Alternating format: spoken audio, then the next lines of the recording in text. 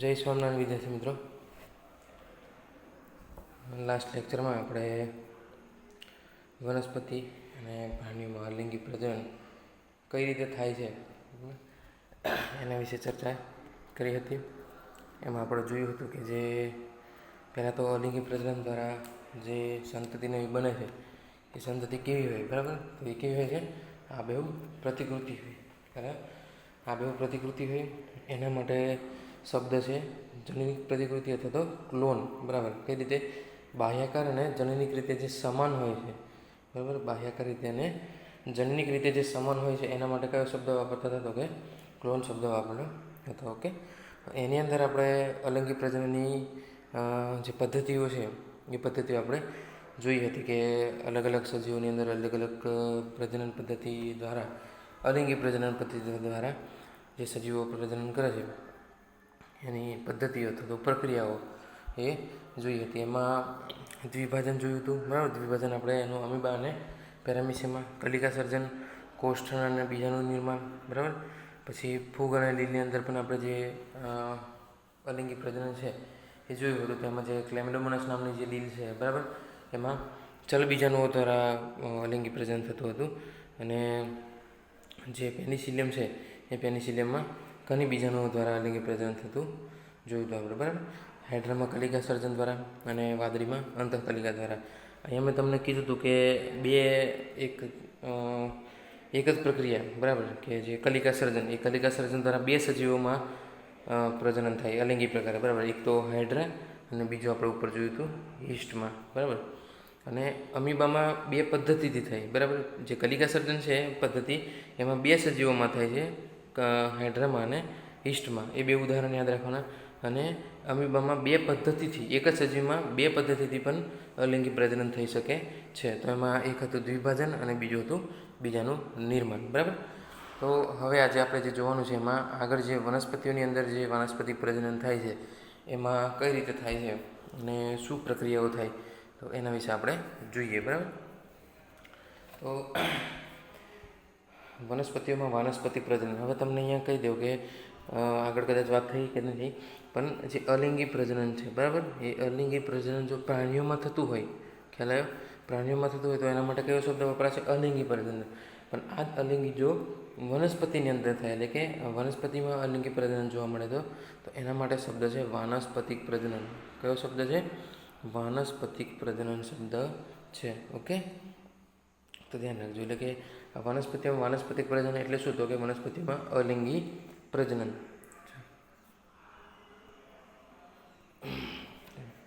હવે એની અંદર જોઈએ કે પ્રાણીઓ અને અન્ય સરળ સજીવોમાં સુસ્પષ્ટ રીતે અલિંગી શબ્દ વપરાય, જ્યારે વનસ્પતિઓમાં સામાન્યતઃ વાનસ્પતિક શબ્દ વારંવાર વપરાય છે, બરાબર. એટલે અહીંયા શું કીધું? તો કે પ્રાણીઓ અને અન્ય જે સરળ સજીવો છે, બરાબર, એ સરળ સજીવોમાં અલિંગી શબ્દ વપરાય છે. એના માટે જે અલિંગી પ્રજનન થાય છે એના માટે કયો શબ્દ વપરાય છે? અલિંગી શબ્દ વપરાય. પણ જ્યારે વનસ્પતિઓની વાત આવે અહીંયા ત્યારે એના માટે કયો શબ્દ વપરાય છે? વાનસ્પતિક પ્રજનન શબ્દ વપરાય છે, બરાબર. ચાલો, વનસ્પતિઓમાં વાનસ્પતિક પ્રજનનની રચનાઓ જેવી કે ભૂસ્તરી, ગાંઠામૂળી, અધોભૂસ્તરી, ગ્રંથિલ, ભૂસ્તરિકા, કંદ વગેરે નવી સંતતિ સર્જવાની ક્ષમતા ધરાવે છે. આ રચનાઓને વાનસ્પતિક પ્રસર્જકો એટલે કે વેજીટેટિવ પ્રોપોગ્યુલ્સ કહેવામાં આવે છે, બરાબર. એટલે અહીંયા ખાસ યાદ રાખજો કે વનસ્પતિમાં છે ને વાનસ્પતિક પ્રજનનની રચનાઓ, એ વાનસ્પતિક પ્રજનનની રચનાઓ એટલે કેવી હતું કે જેના દ્વારા વાનસ્પતિક પ્રજનન થાય છે અને એનાથી સંતતિ નવી બને છે, બરાબર. તો એમાં જે છે એ ભૂસ્તરી દ્વારા, ગાંઠામૂળી દ્વારા, અધોભૂસ્તરી દ્વારા, ગ્રંથિલ દ્વારા, ભૂસ્તરિકા દ્વારા, કંદ દ્વારા વગેરે અલગ અલગ રચનાઓ દ્વારા નવી સંતતિ સર્જે છે, તો નવી સંતતિ સર્જવાની ક્ષમતા ધરાવે છે, બરાબર. તો આ જે બધી રચનાઓ છે, બરાબર, ભૂસ્તરી, ગાંઠામૂળી, ગ્રંથિલ, એ બધી જે રચનાઓ છે એને શું કહેવામાં આવે છે? વાનસ્પતિક પ્રસર્જકો. શું કહેવામાં આવે? વાનસ્પતિક પ્રસર્જકો. એમાંથી શું થાય છે? તો કે વનસ્પતિનું પ્રસર્જન એટલે કે નવી વનસ્પતિ બને છે. ચાલો, ખ્યાલ આવ્યો?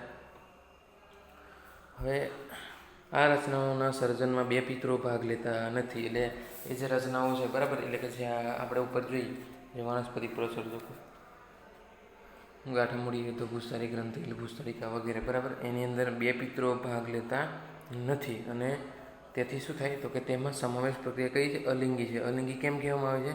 કારણ કે આની અંદર શું થાય છે? એક જ પિતૃ, આમાં બે પિતૃ ભાગ લેતા નથી. બરાબર? શું થાય? એક જ પિતૃ દ્વારા એની અંદર પ્રક્રિયા થતી હોવાથી એને શું કહેવામાં આવે છે? અલિંગી પ્રકારનું પ્રજનન કહેવામાં આવે છે. બરાબર? ચલો, તો એની અંદર આગળ જોઈએ તો આ તમને ઉદાહરણ આપેલા છે એમાં તો બટાકામાં છે ને આંખ દ્વારા થાય. બરાબર? જો આ જે બટાકું છે, બરાબર, તમે ઘેર તો બટાકા જોયા જ હશે. ચોમાસાની સિઝન આવે અથવા તો ભેજવાળું વાતાવરણ હોય અથવા તો બટાકા પલળી ગયા હોય, બરાબર, તો એમાં તમને આંખ જોવા મળે. બરાબર? આવું ઉગેલું જેને કહીએ આપણે, બરાબર, પોઈનું અથવા તો કડી, એમ કહી શકાય કે એક નવું છોડ નિર્માણ પામવાની શરૂઆત થાય છે. બરાબર? એટલે કે એને શું કહીએ? આંખ કહીએ છીએ આપણે. ખ્યાલ આવ્યો? તો એ જે આંખ છે એ આંખ દ્વારા શું થાય છે? નવી સંતતિ બને છે. બરાબર? આમ કલિકાઓ આંખમાંથી આમ કલિકાઓ નિર્માણ પામે અને કલિકાઓ છે એ પછી એમાંથી નવો બટાકાનો છોડ બનતો જોવા મળે છે. બરાબર? તો બીજું ઉદાહરણ છે આપણે આદુ. તો આદુની અંદર શું થાય તો કે આ જે ગાંઠો છે એ ગાંઠા મૂડી દ્વારા, બરાબર, એની અંદર જે આ મૂળો આવેલા છે, બરાબર, એ ગાંઠા મૂડી દ્વારા એમાં આગળ ને આગળ આદુનો વિકાસ થાય અને એમાંથી નવું આદુ બને છે.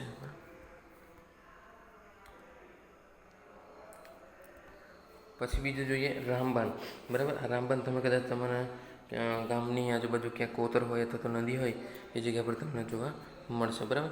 તો એ જે રામબાણ છે એ રામબાણ શું કરે છે? એની અંદર કઈ રીતે પ્રજનન થાય તો કે પ્રકલિકા દ્વારા. શેના દ્વારા? તો કે પ્રકલિકા દ્વારા. એટલે આ રીતનું જે રામબાણ છે એ પ્રકારનું હોય. બરાબર?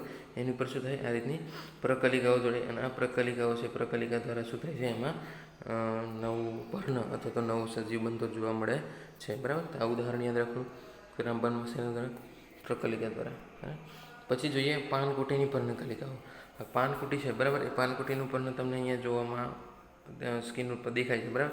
તો એ જે પાનકુટીનું પર્ણ છે એ પાનકુટીના પર્ણની અંદર શું થાય તો કે એના જે ખાંચા આવેલા હોય, ધારો કે આજે આ રીતનું પાનકુટીનું પર્ણ છે તો એમાં શું આવેલા હોય? ખાંચા આવેલા હોય છે. બરાબર? તો એ જે ખાંચા છે એ ખાંચામાંથી નવા પર્ણનો ઉદ્ભવ થાય. બરાબર? જેને શું કહેવામાં આવે છે? પર્ણકલિકા. બરાબર? એટલે કે કલિકાઓ નિર્માણ પામે છે. એ કલિકાઓ નિર્માણ પામીને એમાંથી પર્ણોમાં વિકાસ પામશે અને પર્ણો છે એ પર્ણો પછી નવો સજીવ બનાવશે. બરાબર? તો પાનકુટીની અંદર શેના દ્વારા થાય છે? પર્ણકલિકા દ્વારા અલિંગી પ્રજનન અથવા તો જેને આપણે વનસ્પતિની અંદર થતું હોવાથી એને વાનસ્પતિક પ્રજનન પણ કહી શકીશું. બરાબર? તો એ પણ ઉદાહરણ યાદ રાખવાનું. પર્ણકલિકામાં પાનકુટીમાં શેના દ્વારા? પર્ણકલિકા દ્વારા થાય છે. બરાબર? ચાલો, પછી જળકુંભીની ભૂસ્તરિકા.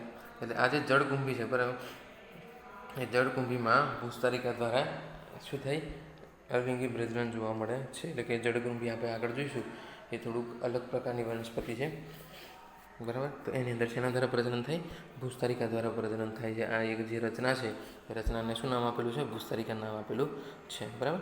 તો અહીંયા આપણે 5 સજીવોની અંદર જોયા અથવા તો 5 વનસ્પતિની અંદર જોયું તો એ તમને ઘણી વખત પરીક્ષાની અંદર જોડકાની અંદર અથવા તો ખાલી જગ્યાની અંદર અથવા તો 1 માર્ક્સની અંદર પ્રશ્ન પૂછાય છે કે આ વનસ્પતિમાં શેના દ્વારા પ્રજનન થાય છે. બરાબર? તો એ જે છે વનસ્પતિ બધી કઈ છે? આવૃત બીજધારી વનસ્પતિ છે. કેવી છે? આવૃત બીજધારી. આવૃત બીજધારીનો મતલબ શું થાય મિત્રો? તો કે જે બીજ હોય એની અંદર, બરાબર, ધારો કે બીજ છે તો બીજની આજુબાજુ શું આવેલું હોય છે? આવરણ આવેલું હોય. શું આવેલું હોય છે? આવરણ આવેલું હોય છે. એટલે કે આ જે બીજ છે એ બીજ કેવું? આવૃત હોય. એટલા માટે એને શું કહેવામાં આવે છે? આવૃત બીજધારી વનસ્પતિ કહેવામાં આવે છે. તો એ આવૃત બીજધારી વનસ્પતિઓ આપણે 5 જોઈ. એની અંદર બટાકું, બરાબર, બટાકામાં શેના દ્વારા થાય છે તો કે આંખ દ્વારા પ્રજનન થાય. આદુ છે, આદુની અંદર શેના દ્વારા પ્રજનન થાય છે તો કે ગાંઠામૂળી દ્વારા પ્રજનન થાય. રામબાણ છે એ રામબાણમાં શેના દ્વારા પ્રજનન થાય તો કે પ્રકલિકા દ્વારા પ્રજનન થાય છે. પાનકુટી છે એ પાનકુટીમાં શેના દ્વારા તો કે પર્ણકલિકાઓ દ્વારા. શેના દ્વારા? પર્ણકલિકાઓ દ્વારા પ્રજનન થાય છે. અને છેલ્લું આપણે જોયું જળકુંભી. તો જળકુંભીની અંદર શેના દ્વારા પ્રજનન થાય? ભૂસ્તરિકા દ્વારા પ્રજનન થાય છે. આ બધા છે, આ બધા શું છે? પ્રસર્જકો છે. શું છે? પ્રસર્જકો. એટલે તમારે ખાસ યાદ રાખવાનું કે પ્રસર્જકો કોને કહેવાય છે તો કે જેમાંથી નવો સજીવ નિર્માણ પામે તેવી રચના, એટલે એને શું કહેવાય? પ્રસર્જક. બરાબર? તો પ્રસર્જક આટલા આપણે જોયા. હવે અવખંડન જોઈએ તો અવખંડનની અંદર શું થશે તો કે કેટલાક સજીવોમાં, બરાબર, એટલે કે કેટલાક સજીવોમાં સજીવ દેહ અલગ ભાગો કે ટુકડાઓમાં તૂટીને વિભાજિત થાય અને દરેક ટુકડો પુખ્ત પ્રાણીમાં ફેરવાય છે. ઉદાહરણ તરીકે હાઇડ્રા અને પ્લેનેરિયા. જો આગળ પણ હાઇડ્રામાં શેના દ્વારા થયું? કલિકા સર્જન દ્વારા. શેના દ્વારા થતું હતું? આપણે કલિકા સર્જન દ્વારા જોયું, બરાબર. હવે આની અંદર છે એમાં અવખંડન દ્વારા. શેના દ્વારા થાય છે? અવખંડન દ્વારા. અવખંડનની અંદર શું થાય તો જોઈએ. એની અંદર ધારો કે આ હાઇડ્રા છે, બરાબર, આ રીતનું હાઇડ્રા છે, અહીંયા આ રીતનું જોડાયેલું છે, બરાબર. હાઇડ્રા, આ જે હાઇડ્રા છે એ શું થાય, એમાં ભાગો પડી જાય. એના શું થાય? તૂટીને આમ ભાગો પડી જાય છે. ખ્યાલ આવે? હવે આ જે દરેક ભાગ છે એ દરેક ભાગ પછી શું થાય? વિકાસ પામે, એટલે કે વૃદ્ધિ પામશે અને દરેક ભાગ પછી શું થશે? એક મોટો હાઇડ્રા બનશે. શું થશે? મોટો હાઇડ્રા બનશે, એટલે કે પુખ્ત વયનું સજીવ બનશે. ખ્યાલ આવે? આ જે પદ્ધતિ છે એને શું કહેવામાં આવે? અવખંડન, એટલે કે ટુકડાઓ. શું થાય? પહેલાં ટુકડા થઈ જાય એના કોના? આ જે તે સજીવના. એ ટુકડા થઈ ગયા બાદ, બરાબર, અહીંયા શું કીધું? સજીવ દેહ અલગ ભાગો કે ટુકડામાં તૂટીને વિભાજિત થાય, બરાબર, એટલે કે ટુકડાઓ થઈ જાય. અને ટુકડાઓ થયા બાદ એ દરેક ટુકડો છે, દરેક ટુકડો શેમાં ફેરવાય છે? પુખ્ત પ્રાણીમાં ફેરવાય છે. શેમાં ફેરવાય છે? પુખ્ત પ્રાણીમાં ફેરવાય છે, બરાબર. એટલે આપણે જોઈએ એ પ્રમાણે ટુકડા થઈ જાય. એ ટુકડા પછી આગળ વિકાસ પામી અને શું થાય? એમાં પુખ્ત પ્રાણીની અંદર ફેરવાય. શેની અંદર?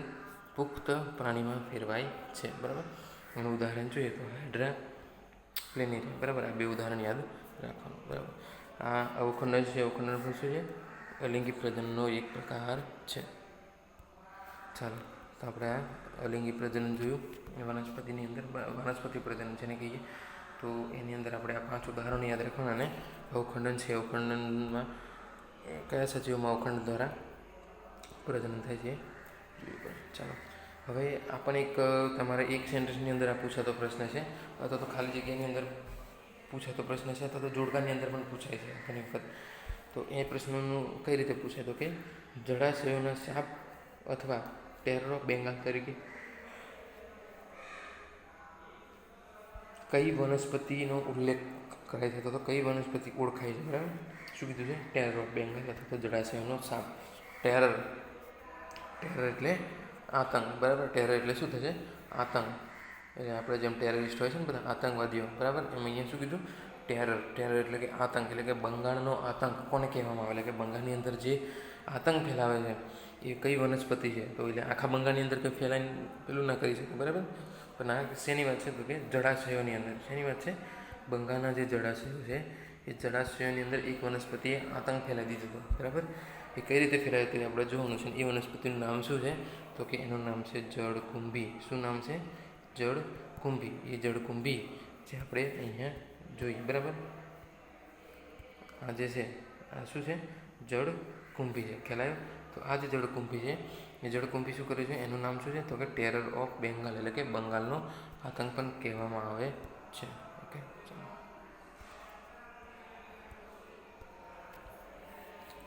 તો એ સ્થગિત પાણીમાં ઉગતી જળકુંભી, એટલે કે સ્થગિત પાણી એટલે કેવા તો કે જે પાણી ભરાઈ રહેતું હોય, બરાબર, અથવા તો જે વહન ના પામતું હોય એવા પાણીની અંદર જે ઉગતી જે જળકુંભી છે એ મોટાભાગના અતિક્રમણ પામતા નિંદન પૈકીની એક છે. એટલે કે જે અતિક્રમણ પામે છે, એટલે કે ઝડપથી જે વિકાસ પામે છે. નિંદન તો ઝડપથી જ વિકાસ પામવાનું છે, બરાબર. જે નકામું ઘાસ હોય એ શું થાય? ઝડપથી વિકાસ પામે. તો એ જે અતિક્રમણ પામતા નિંદન પૈકીની એક છે, બરાબર. તે પાણીમાંનો ઓક્સિજન દૂર કરે અને જેના કારણે શું થાય? માછલીઓ મૃત્યુ પામે છે. એટલે આ જે જળકુંભી છે એ શું કરે છે તો કે જે પાણીમાંનો જે ઓક્સિજન છે, ઓક્સિજન શું કરી નાખે? દૂર કરી નાખે. ધારો કે આ તળાવ છે, બરાબર. તો તળાવની અંદર શું થયું? આ જળકુંભીનું ધારો કે એક છોડ વાવવામાં આવ્યો તો એ ઝડપથી પ્રસર્જન કરીને આખા તળાવ ઉપર ફેલાઈ જશે. શું થશે? આખા તળાવમાં ફેલાઈ જશે. આ રીતે ખ્યાલ આવ્યો? અને આખા તળાવમાં ફેલાઈ જશે એટલે શું થશે? એ ઝડપથી વિકાસ પામતી હોવાથી એને વધારે પડતો ઓક્સિજન પણ જરૂરી છે, બરાબર. એ વધારે પડતો ઓક્સિજન વાપરે. એટલે ઓક્સિજન ક્યાંનો વાપરશે તો કે જે પાણીની અંદર રહેલો છે, બરાબર. જે પાણીમાંનો જે ઓક્સિજન છે એ ઓક્સિજન એ વાપરી નાખશે. હવે એ જે જળકુંભી જો વધારાનો ઓક્સિજન વાપરી નાખે તો એની અંદર રહેલા જે જે તે જળાશયની અંદર રહેલા જે પ્રાણીઓ છે અથવા તો જે જળચર જીવો છે, બરાબર, એને પૂરતો ઓક્સિજન મળશે નહીં. એને પૂરતો ઓક્સિજન નહીં મળે એટલે શું થશે? મૃત્યુ પામે છે, બરાબર. એ શું કરે છે? પાણીમાંનું ઓટું દૂર કરી, એટલે મીન્સ વાપરી નાખે છે વધારે. એટલા માટે એ શું થાય જાય? માછલીઓ મૃત્યુ પામે છે, બરાબર. અને બીજું કે અહીંયાથી એક કારણ એ પણ છે કે અહીંયા આખા સપાટી ઉપર ફેલાઈ જાય, બરાબર. આખી સપાટી ઉપર ફેલાઈ જાય એટલે જે સૂર્યના જે કિરણો આવવાના છે, બરાબર, એ સૂર્યના કિરણો પણ શું થાય, પૂરેપૂરા પહોંચી શકતા નથી, બરાબર. પૂરેપૂરા પહોંચી શકતા નથી એટલે શું થાય, એના લીધે પણ સૂર્યપ્રકાશ પૂરતો ન મળતો હોવાથી પણ અમુક જે જળજીવો છે એ જળજીવો અથવા તો જળચરો મરી જાય છે અથવા તો મૃત્યુ પામે છે. ઓકે, ચાલો. હવે એ જે વનસ્પતિ છે એ વનસ્પતિ આપણા દેશની નથી, એટલે કે ભારતની નથી, એ વિદેશી વનસ્પતિ છે. તો એ વિદેશી વનસ્પતિને શેના માટે લાવવામાં આવ્યો હતો, તો કે આ વનસ્પતિનો જે પ્રવેશ છે એ પ્રવેશ ભારતમાં તેના સુંદર પુષ્પો અને પર્ણના આકારને કારણે કરવામાં આવ્યો હતો. ખ્યાલ આવ્યો? એટલે કે એ જે વનસ્પતિનો પ્રવેશ આપણા ભારતમાં કરવામાં આવ્યો હતો તે શેના કારણે, તો કે તેના સુંદર પુષ્પોના લીધે અને તેના પર્ણના આકારના લીધે. એટલે કે પર્ણનો આકાર એનો એકદમ સરસ મજાનો હતો અને પુષ્પો પણ એકદમ સુંદર મજાના હતા. તો એના કારણે એ વનસ્પતિનો જે પ્રવેશ છે એ વનસ્પતિનો પ્રવેશ ભારતમાં કરવામાં આવ્યો હતો, બરાબર. તો આ જે વનસ્પતિ છે આ વનસ્પતિ ઘટનાકીય દર એટલે કે ફિનોમોનલ રેટથી વાનસ્પતિ પ્રસર્જન કરી ખૂબ જ ઝડપથી પાણીની સપાટી પર છવાઈ જાય છે. એટલે કે આપણે અહીંયા કીધું એ પ્રમાણે કે એ શું થાય, ઝડપથી પ્રસર્જન પામે, એટલે કે ઝડપથી વિકાસ પામે અથવા તો ઝડપથી એનું પ્રસર્જન અથવા તો જે પ્રસરણ છે પ્રસરણ થતું જોવા મળે છે. એટલે અહીંયા ધારો કે જળકુંભી ઉગાડી તો એ તાત્કાલિક ધોરણે, બરાબર, એટલે કે ખૂબ જ ઝડપથી એ આખા તળાવના પાણીની અંદર શું થઈ જશે, આમ ફેલાઈ જશે, બરાબર. ખ્યાલ આવે? તો એ ખૂબ જ ઝડપથી પાણીની સપાટી પર છવાઈ જાય છે, જેનાથી છુટકારો પામવો ખૂબ જ અઘરો છે. એટલે કે જેનાથી છુટકારો મેળવવો ખૂબ જ અઘરો છે. આની આકૃતિ આપણે આગળ જોઈએ, ફરીથી એક વખત જોઈ લઈએ કે આ જે જળકુંભી છે, બરાબર, એ જળકુંભીને જો એના પર્ણો પણ કેટલા સરસ મજાના છે. તો એની સુંદરતા, બરાબર, પર્ણો અને પુષ્પોની સુંદરતાને કારણે એને ભારતમાં લાવવામાં આવી હતી.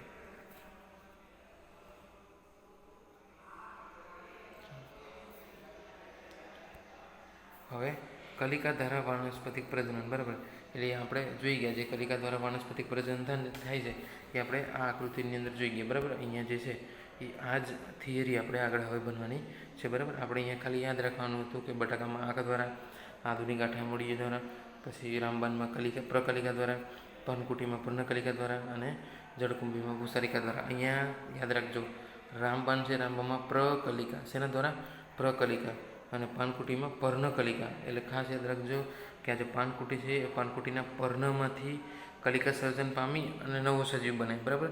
અહીંયા રામબાનમાં પ્રકલિકા છે એટલે બંને ભેગું ના થઈ જાય. ચાલો, તો હવે કલિકા દ્વારા વાનસ્પતિક પ્રજનન. ઓકે, હવે બટાકાના ગ્રંથિલ પરની કલિકા એટલે કે જે બટાકાનો જે ગ્રંથિલ છે, બરાબર, આપણે જોયું બટાકો હતો એની ઉપર જે આ રીતની ગાંઠો ઉગેલી હતી, બરાબર. તો એ ગ્રંથિલ પરની કલિકા એટલે કે આંખ, પછી કેળા અને આદુની ગાંઠામૂળી વગેરેમાંથી નવા છોડ ઉગે છે, બરાબર. એટલે એની અંદર શું થાય, એ આંખ, બરાબર, કેળા અને આદુની ગાંઠામૂળી વગેરેમાંથી નવા છોડ ઉગે છે. આ વનસ્પતિમાં રૂપાંતરિત પ્રકારમાં રહેલી ગાંઠોમાંથી પ્રાંકુર એટલે કે નવી વનસ્પતિ ઉદ્ભવે છે. એટલે કે એ જે વનસ્પતિઓ છે એ વનસ્પતિમાં શું થાય, તો કે રૂપાંતરિત પ્રકાંડમાં, એટલે પ્રકાંડનું શું થાય, રૂપાંતરણ થાય. આપણે આગળ જ્યારે તમે 11મા ધોરણની અંદર જોયું હશે કે જે પ્રકારનું રૂપાંતરણ, બરાબર, પ્રકારનું રૂપાંતરણ, પર્ણનું રૂપાંતરણ, મૂળનું રૂપાંતરણ, બરાબર, એ બધું જે રૂપાંતરણ છે રૂપાંતરણ થઈ અને શું થાય છે, અલગ અલગ જે રચનાઓ છે રચનાઓ બનતી હતી, બરાબર. તો આપણે બટાકાનું જોયું હતું તો કે જે બટાકાની અંદર શું થાય છે, તો કે બટાકા, કેળા અને આદુમાં શું થાય, તો કે પ્રકાંડમાં રહેલી જે ગાંઠો છે એમાંથી નવી વનસ્પતિ ઉદ્ભવે, પણ કયા પ્રકારમાં, રૂપાંતરિત પ્રકાંડમાં. એટલે જે બટાકું છે એ શું છે, એ પ્રકાંડ જ કહીશું આપણે એને એક પ્રકારનું, બરાબર. તો એની અંદર શું થાય, આ કેળું છે, કેળું પણ પ્રકાંડ, આદુ છે, આદુ પણ શું કહીશું, એક પ્રકારનું પ્રકાંડ કહીશું. તો એમાં પ્રકાંડમાં રહેલી જે ગાંઠો છે એ ગાંઠોમાંથી નવી વનસ્પતિ ઉદ્ભવે છે. જ્યારે આ ગાંઠ એટલે કે જે ગાંઠ છે એ ગાંઠ ભીની જમીન કે પાણીના સંપર્કમાં આવે ત્યારે મૂળ અને નવા છોડ વિકસાવે છે. એટલે જ્યારે એની ગાંઠો છે એ ગાંઠો જ્યારે ભીની જમીન એટલે કે ભેજવાળી જમીનની અંદર અથવા તો પાણીના સંપર્કમાં આવે ત્યારે શું કરે છે, તો કે મૂળ અને નવા છોડ વિકસાવે છે. ઓકે, એ જ રીતે પાણી આપણે જોઈ લીધું બટાકામાં કલિકા દ્વારા, કેળા અને આદુમાં ગાંઠામૂળી દ્વારા, બરાબર. પછી એ જ રીતે પાનકુટીની અંદર પણ જોયા તો કે પર્ણની કિનારે રહેલી આવી ખાંચોમાંથી અસ્થાનિક કલિકાઓ ઉદ્ભવે, બરાબર. એટલે કે પર્ણની અંદર જે ખાંચો રહેલી છે, બરાબર, આ રીતની જે ખાંચો એ ખાંચોમાંથી શું થાય, નવા પર્ણો સર્જન પામે છે, બરાબર. અસ્થાનિક કલિકાઓ ઉદ્ભવે એમાંથી નવા સજીવો. આ વાનસ્પતિક પ્રજનન સર્જવાની ક્ષમતાને બહોળા પ્રમાણમાં ઉપયોગ વનસ્પતિના વ્યાપારિક ધોરણે ઉત્પાદન કે પ્રસર્જન માટે માળીઓ કે ખેડૂતો દ્વારા કરવામાં આવે છે. એટલે કે આ શું થાય તો કે વાનસ્પતિક પ્રજનન એટલે આ રીતે શું કરવામાં આવે એનું એ વનસ્પતિ છે વનસ્પતિ પોતે પ્રસર્જન કરી અને નવી નવી સંતતિઓ બનાવે છે. તો એનો ઉપયોગ છે એનો ઉપયોગ વનસ્પતિઓ જે છે વનસ્પતિઓનો જે ઉપયોગ છે એ વ્યાપારિક ધોરણે બરાબર એટલે કે આર્થિક રીતે કમાવા માટે અને વેપાર કરવા માટે પણ કરવામાં આવે છે. એના દ્વારા શું કરે ઉત્પાદન કરે પ્રસર્જન કરે બરાબર કોના દ્વારા કરવામાં આવે તો કે માળીઓ અથવા તો ખેડૂતો દ્વારા કરવામાં આવે છે. ઓકે તો આ એ જ છે કે બટાકા શેરડી કેળા આદુ અને રહેલિયામાં વગેરેમાં કઈ રીતે થાય છે બરાબર. ચાલો તો આજે જે છે આજે આપણે આટલું જ રાખવાનું છે કે જે વનસ્પતિઓમાં જે વાનસ્પતિક પ્રજનન છે એ કઈ રીતે થાય છે એ બરાબર. હવે આગળ આપણે નેક્સ્ટ લેક્ચરમાં લિંગી પ્રજનન વિશે જોઈશું બરાબર અને એના જે પ્રકારો છે અને કઈ રીતે થાય છે એની અંદર પણ આપણે જોઈશું બરાબર. ચાલો જય સ્વામિનારાયણ બધા.